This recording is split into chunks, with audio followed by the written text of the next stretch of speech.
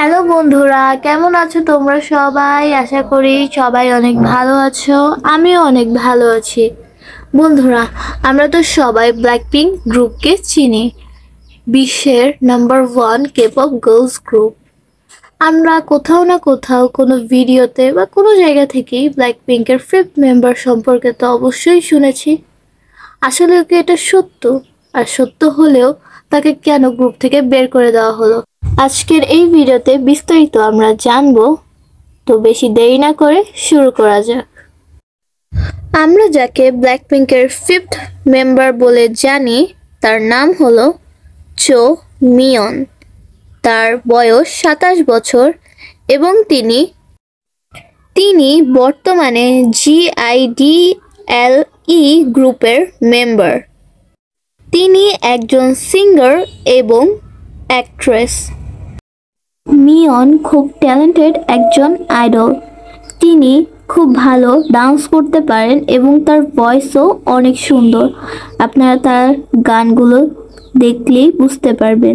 2016 সালে মিয়নের ব্ল্যাকপিঙ্ক মেম্বারদের সাথেই ডেবিউ করার কথা ছিল, কিন্তু একদম শেষ মুহূর্তে YG এন্টারটেইনমেন্ট মিয়নকে ডেবিউ করতে দেয়নি। কিন্তু YG এন্টারটেইনমেন্ট কখনোই বলেনি কেন তারা মিয়নকে ডেবিউ করতে দেয়নি।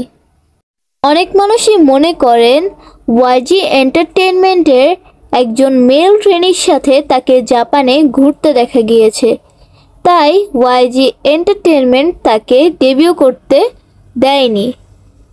তারপরেও তিনি হাল ছাড়েননি। তিনি কঠোর পরিশ্রম করে গিয়েছেন। 8 বছর ট্রেনিং করার পর তিনি GIDLE গ্রুপে ডেবিউ করেন এবং মিয়ন এখন অনেক জনপ্রিয় একজন আইডল। আমরা সবাই মিয়নকে সাপোর্ট করব। এবং এই ভিডিওটি যদি তোমাদের ভালো লেগে থাকে তাহলে একটি লাইক করো, চ্যানেলটি সাবস্ক্রাইব করো এবং আমার ফেসবুক এবং ইনস্টাগ্রামে ফলো করে দাও এবং কমেন্টে বলো যে এই ভিডিওটি তোমার কেমন লেগেছে অ্যান্ড পরবর্তী ভিডিওটি কোন বিষয়ের উপর দেখতে চাও।